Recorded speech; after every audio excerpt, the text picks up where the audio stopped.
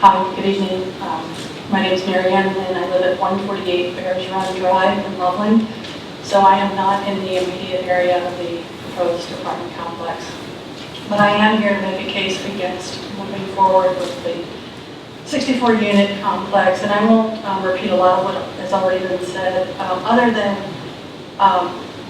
there really has been no address to what the design of the building would be, but my feeling is, and I will also mention I also serve on the Loveland Historic Preservation Design Review Committee, so that kind of speaks to like part of why I'm here and just the interest. But honestly, on Loveland Station, there's been a lot of criticism about the aesthetics of Loveland Station. Probably the #1 complaint is that it's too big, that at that location, 4 stories is simply too tall. It is out of scale with everything around it. And so really, no matter how beautiful the structure is, if one 4-story building at the foot of the hill feels overwhelming, 4-story and probably 5, 7 stories in reality, looming at the top of the hill is really, I mean, it's a game changer for downtown Loveland.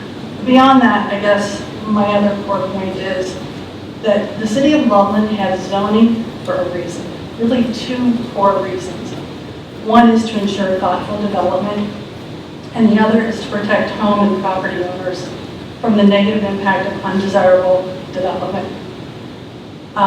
When a variance to zoning is granted, there really needs to be a compelling need or a truly significant benefit to the community.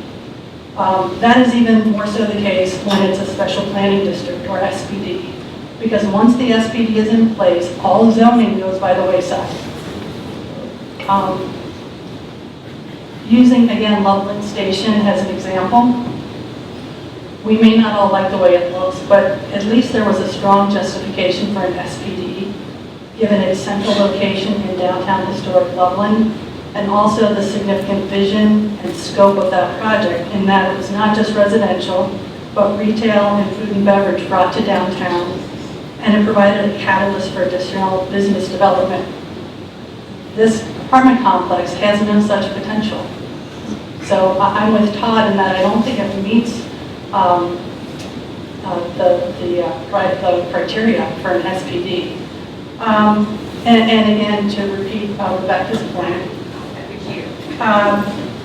we have enough apartments. In recent years, we've built apartments on East Loveland. Loveland Station, the majority of that space is given to rental apartments. We just completed a very large apartment complex over on Loveland Madeira, and so I'm on enough with the apartments. We're not going to like how this community looks if we keep on this path. Anyway, that's it.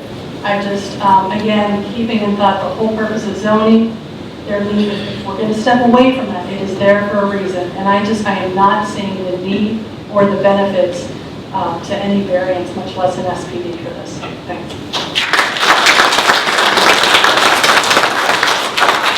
Thanks.